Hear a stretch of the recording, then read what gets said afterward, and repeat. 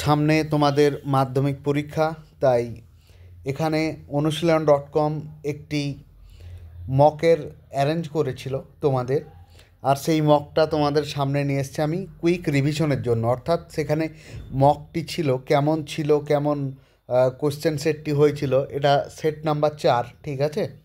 তোমরা এই সেটগুলি একবার দেখে নিতে পারো। আর তাছাড়া আমি এটা নিয়ে এসেছি যে তোমাদের কুইক রিভিশনটা হয়ে যাবে, ঠিক আছে? আর যত কুইক রিভিশন করবে এখন তত ভালো। তোমাদের এখন কি করতে হবে, বারবার রিভিশন দিতে হবে, ঠিক আছে, এই মুহূর্তে। তাহলে চলো, তোমাদের যে প্রশ্নগুলো আমি এনেছি সেই প্রশ্নগুলো একটা দেখো। যে সাজিলা সুর সমীবৃক্ষমূলে, এখানে যার সাজার কথা বলা হয়েছে তিনি হচ্ছেন কে না অর্জুন, অর্থাৎ অপশন ডি হয়ে যাবে উত্তর। দ্বিতীয় উত্তর কি আছে, অনুসর্গের উপর নাম। দেখো, এইসব প্রশ্নগুলো কি করতে হবে তোমাদেরকে এই মুহূর্তে খুবই ভীষণ পরিমাণে রিভিশন দিতে হবে, যাতে এই সময় না বাঁধে, ঠিক আছে? এই জন্য অনুশীলন.com যে তোমাদের সিরিজটি নিয়েছিল, এক্সাম নিয়েছিল, সেটি একবার তোমাদের সামনে আমি নিয়ে এসেছি, ঠিক আছে? তাহলে অনুসর্গের উপর নাম কি না, অনুসর্গের উপর নাম হচ্ছে কর্মপ্রবচনীয়। তারপর দেখো যে পথের দাবি রচনায় উল্লেখিত ঠাকুর হলো, তাহলে ঠাকুরটা হচ্ছে তোমার তেওয়ারি। পরবর্তী প্রশ্ন দেখো যে শূন্য বিভক্তির চিহ্ন হলো, তাহলে শূন্য বিভক্তির কোন চিহ্ন, অ। এরপর দেখো খুব ইম্পর্টেন্ট একটি প্রশ্ন, যে তাতে আমার ঢং নষ্ট হয়ে যায়। উক্তিটির বক্তা হলেন কে? উক্তিটির বক্তা হলেন হরিদা, ঠিক আছে? তো আবারও বলছি, তোমরা ভীষণ পরিমাণে এগুলো একটু দেখো, এবং এখান থেকে অনেকটাই কমন পাওয়ার সম্ভাবনা আছে আর কি, ঠিক আছে? সেই জন্য আমি সিরিজটা নিয়ে আসলাম। তারপর দেখো টি, প্রকৃতপক্ষে এটা কি? টি হচ্ছে প্রকৃতপক্ষে নির্দেশিকা। 7 নম্বর প্রশ্ন দেখো, বৃষ্টিতে ধুয়ে দিল আমার পায়ের দাগ, ঘাস জন্মালো। কোথায় ঘাস জন্মালো? এটা হচ্ছে রাস্তায়। খুব সুন্দর প্রশ্নগুলো করেছে। এরপর দেখো সন্ন্যাসী সারা বছর খেতেন, কি খেতেন না, সন্ন্যাসী সারা বছর হরিতকি খেতেন। এরপর 10 নম্বর দেখো, উপপদ শব্দটির অর্থ কী? উপপদ শব্দটির অর্থ হচ্ছে সমীপবর্তী পদ। 10 নম্বর দেখো, গিরিশ মহাপাত্রের পাঞ্জাবি কোন সিল্কের ছিল? গিরিশ মহাপাত্রের পাঞ্জাবিটা ছিল হচ্ছে তোমার জাপানি, ঠিক আছে? দেখো কত সুন্দর সুন্দর প্রশ্ন, তোমরাই বুঝতে পারছো যে প্রশ্নগুলো কত সুন্দর। এখান থেকে আশা করি অনেকটাই কমন পেয়ে যাবে, শর্ট প্রশ্ন। বেশ, চলো 11 নম্বর দেখো, ট্রেনটি আলিপুর ছাড়লো। আলিপুর পদটি হলো ড্যাশ পদ, আলিপুর পদটি হলো তোমার অপাদান কারক। সে ভয়ানক দুর্লভ জিনিস আমি এর আগের ভিডিওটিতে করালাম, যে দুর্লভ জিনিসটা কি? দুর্লভ জিনিসটা হচ্ছে পদধূলি, ঠিক আছে? তোমরা দেখে নাও। তারপর দেখো যে সমাসে অন্য পদের অর্থ প্রাধান্য পায়, অন্য পদের অর্থ প্রাধান্য পায় কোন সমাসে না, বহুব্রী সমাসে। এখানে প্রায় 35 থেকে 40টা প্রশ্ন আছে, তার মধ্যে অনেকটাই তোমরা কমন পেয়ে যাবে, এই আশা রাখতে পারো, ঠিক আছে? 14 নম্বর দেখো, যে বিরাগীর মতে ধন জন যৌবন হলো ড্যাশ, সেটা হচ্ছে বঞ্চনা। 15 নম্বর, কোন সমাসে পূর্বপদ ও উত্তরপদ উভয় বিশেষ্য হবে? সেটা হচ্ছে উপমিত কর্মধারায়। পরবর্তী দেখো যে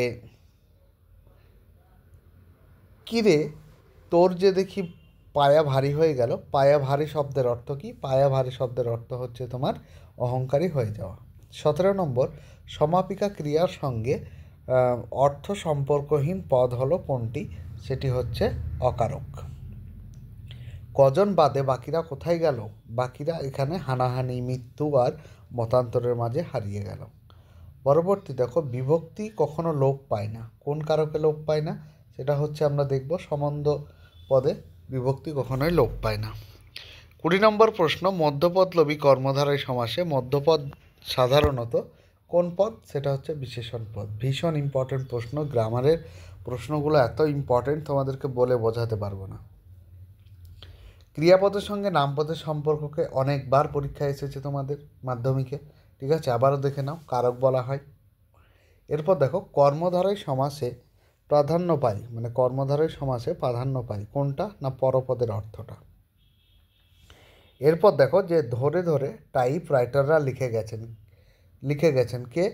এখানে হচ্ছে অনন্তশঙ্কর রায়।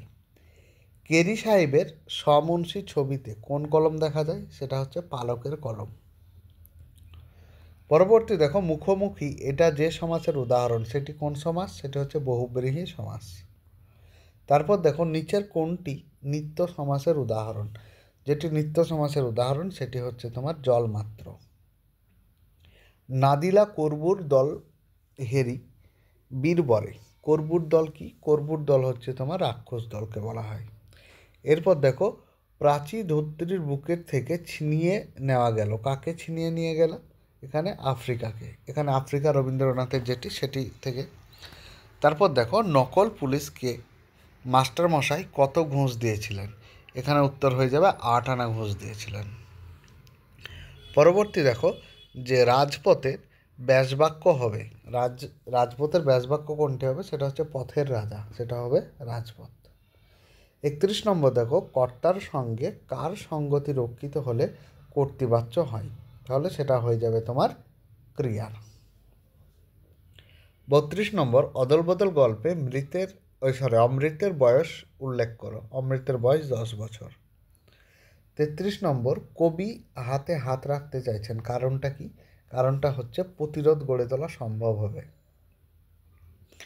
তারপর দেখো পশুরা অশুভ ধ্বনিতে কি ঘোষণা করলো? অশুভ ধ্বনিতে দিনের অন্তিম কাল ঘোষণা করলো।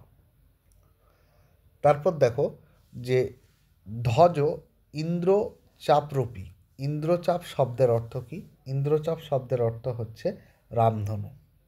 36 নম্বর রবীন্দ্রনাথ বেশি বয়সে যে চিত্রশিল্পী হিসেবে বিশ্বময় সম্মানিত হয়েছেন সেটি হচ্ছে পাণ্ডুলিপির পাতায়।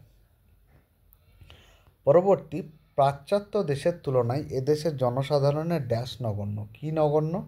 এদেশের বৈজ্ঞানিক জ্ঞানটা নগণ্য। পরবর্তী দেখো পরিভাষার, এটা বাংলা ভাষার বিজ্ঞান থেকে তোলা হয়েছে এই প্রশ্নগুলি, ভীষণ ইম্পর্ট্যান্ট।